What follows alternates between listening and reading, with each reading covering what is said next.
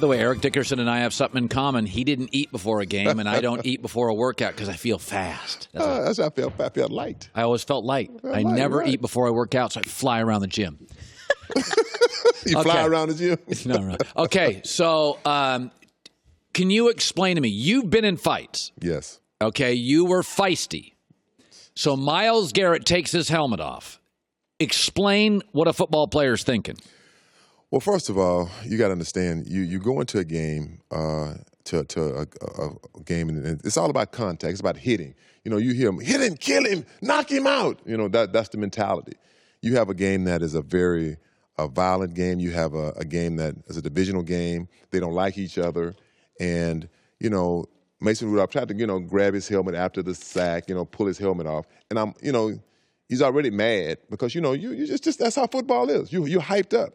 And all of a sudden, he jerks his helmet off, and I have to give David DeCastro credit. I don't think anybody's really said much about this. What he did, he's really saved both of them because he tackled Myles Garrett and just kind of held him down like, hey, man, settle down, like settle down. The only one that he was going to listen to at that point was one of his teammates or someone like a David DeCastro who was like, look at him. He's holding him down like, hey, just and he's not even punching at him.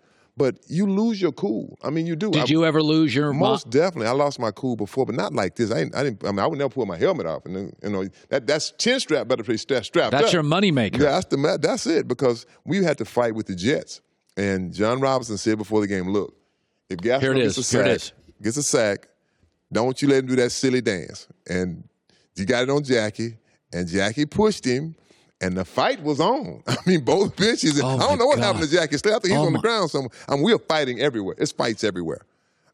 I mean, we're fighting. I mean, and both benches came on the field. Lord. Oh, my God. Yeah, where are you? I'm there somewhere.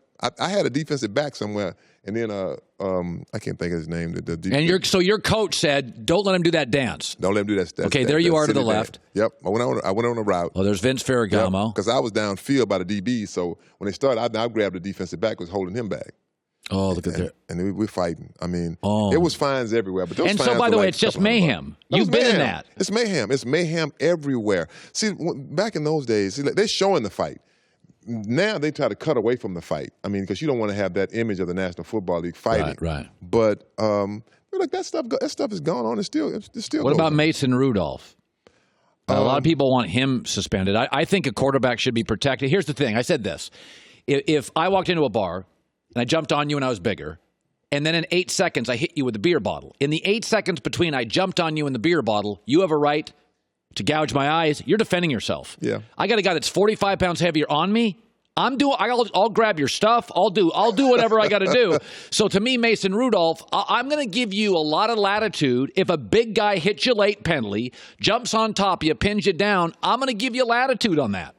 Well, Mason Rudolph you didn't say he started. He didn't start it. I mean, look, I'm going to say again, this is football. This is a rough, tough sport.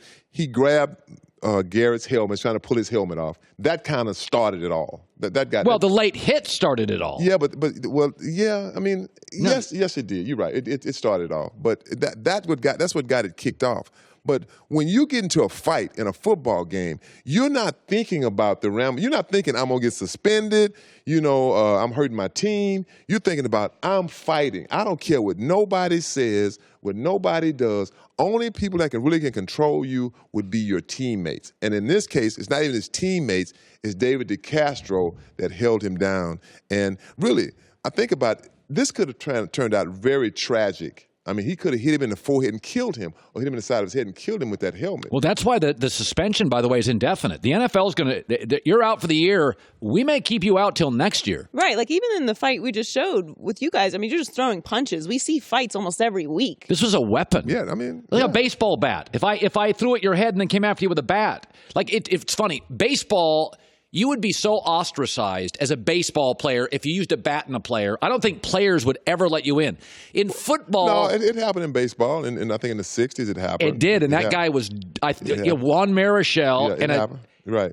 But I think that player was so ostracized. I don't remember the repercussions, but in football there is violence. So I think players will support Myles Garrett eventually, but I think it's best to get him out of the league now. Well, I think he has to sit the whole season out. I think what would happen is once he sits, because Myles is not that guy. He's not a dirty player. No, he's not. I know dirty players, and he's not a dirty player.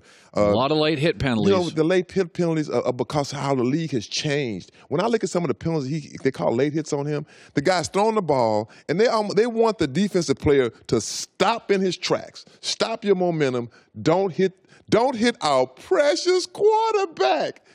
Hey, he's on a football field. He's got to get hit sometime. I mean, I know they don't want to hit him, but you got to hit him. And I don't like the calls where they protect the quarterback. Protect us. What about the poor running back? Protect us.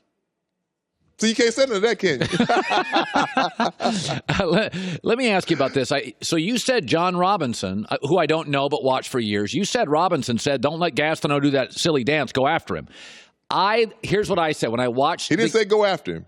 He didn't say go after him. He just said don't. He said don't let him do that silly dance. Okay. We knew what that meant. Okay, you knew what it meant. So Freddie Kitchens last night, 4 helmet-to-helmet hits by Cleveland. It felt real Buddy Ryan to me. Then the Myles Garrett thing. Do you think Freddie Kitchens should be their coach?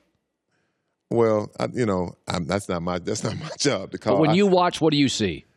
I see a team that's really in disarray, very dysfunctional. That's a good word, disarray. Yeah, I see that. I mean, you have to have discipline. I mean, and you don't have to do it in a form of like, I'm the head coach and you're the players. You don't have to do it like that.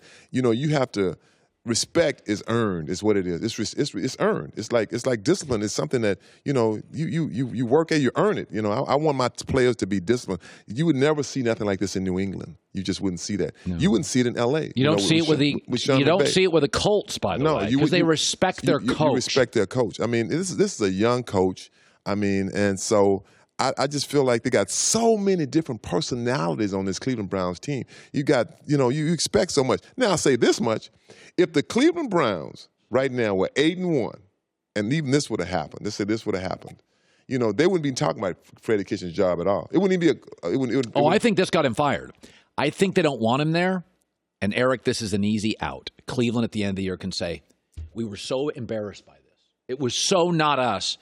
We believe I think they can be a martyr.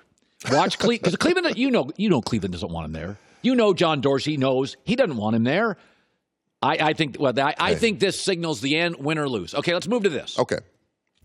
You have a relationship with the Los Angeles Rams. Mm-hmm. A lot of finger pointing at Jared Goff. Does he deserve it? Some of it, yes, he does. I mean, right now, he has 14 turnovers. He has 9 interceptions. You can't turn the ball over 14 times in 9 games. You have to take some of it. I mean, it's no different from myself. I always go back to the game I played against the Washington Redskins in the playoff. I had 3 turnovers in the playoff. I feel like I lost that game. I put it on me. But you have to take some of it. But you have to put someone on the head coach too, Sean McVay, because look, we know that our offensive line is beat up. Our offensive line is not what it is. But you have to put your quarterback in a position to succeed. And you have to run the football. We don't run the football. I'm sorry. We just don't. I mean, we are a running football. I feel for Todd Gurley. I'm frustrated for him because I know he wants to run the ball. You don't see Zeke splitting time. You don't see McCaffrey splitting time. You don't see Saquon Barkley splitting time. As a running back, you have to get into a rhythm. It's all about a rhythm. When you're carrying the ball 12 times, 6 times, 8 times, you can't get into a rhythm doing that. People say, Todd's not the same. If you carry the ball 12 times, what you want him to rip off a 60-yarder, on every carry? You always say, do you like 25 carries? I like 25 carries. I'm into it now. I'm into it. I mean, I could take it. I mean, that's what you want. I think Todd liked the ball at least 20. Let's say he ran the ball 20 times and caught 5 or 6 passes. He's in a rhythm. All of a sudden, you're out of the game. You're back in the game maybe 4 series later. How do you get into a rhythm? You can't get into a rhythm. I say some of this has to come on Sean McVay. I mean, you have to find a way to get your best player, which is Todd Gurley, into the game. Even though the offensive line is beat up, you have to be committed to the run. It's a commitment. San Francisco, they're committed to the run. Seattle are committed to the run. Last night, the Cleveland Browns are committed to running the football. we have no commitment to the run. We are a passing football team, and I call it like I see it.